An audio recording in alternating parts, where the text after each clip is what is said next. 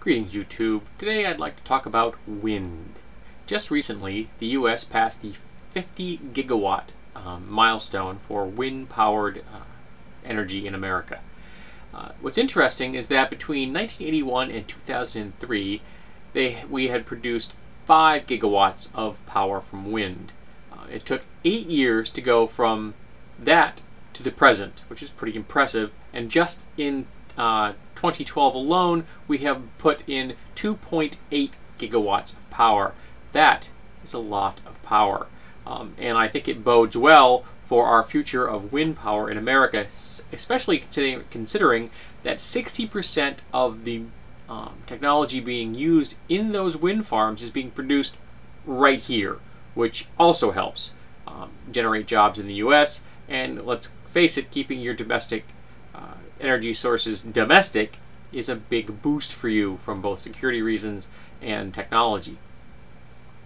Now, I'm a big proponent of alternative energy sources, wind of course, solar, both photovoltaic and hot water systems, and of course water, both in the form of dams and rivers and also wave power.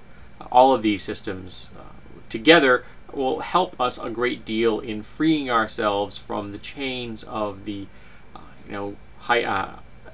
hydrocarbon addiction that America has. We use a lot of different forms of hydrocarbon power in America: natural gas, oil, and coal. And I would love if we could get ourselves completely off of coal, because coal is a horrible polluter. I know that people keep talking about clean coal, but people have been talking about clean coal for as long as I've been alive. Clean coal hasn't arrived yet. I don't know if clean coal is ever going to arrive yet. The technology to produce it is in the experimental stage at best. While we have functioning systems for wind, water, and solar up and running, and the cost of these systems is falling year after year, making them more and more attractive. Now, I would have a legal moratorium on building coal plants right now. I would just flat out say you can't build anymore. And as more and more alternative systems come online to replace them, we could then shut them down. Now, there are problems with some of the alternative energy sources in that sometimes they do not always produce energy when you need them. There are ways around that. For example, you can use solar power to pump water uphill so that when you need the power and the sun isn't around, you just let the water flow back down the hill and you use it to power hydro systems. And I realize this is probably going to make me unpopular in many areas when I say this, but I am also a proponent of nuclear power. I feel that nuclear power is a viable source in America. We need to double or triple the number of plants that we have in America. We really do.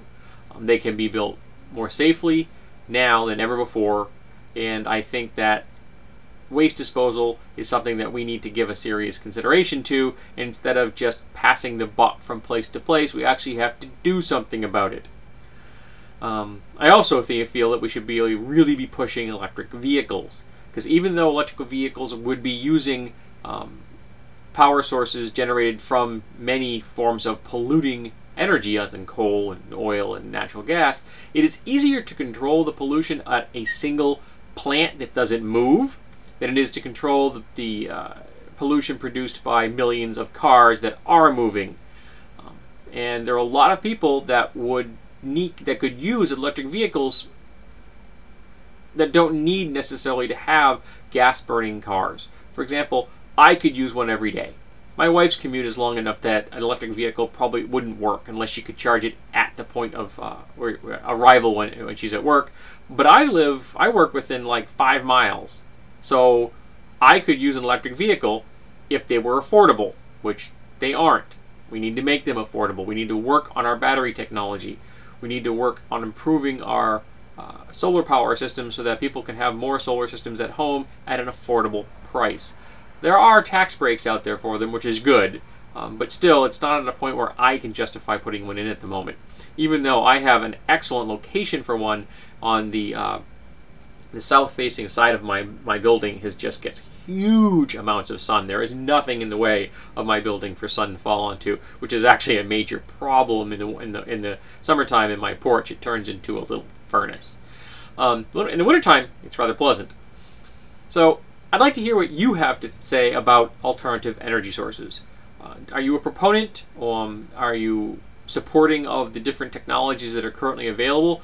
Or do you think that we should continue to use the hydrocarbon systems that we currently are and find some way to deal with the pollution that, frankly, we are not dealing with right now? Because, like I said, clean coal isn't anywhere close to becoming a reality.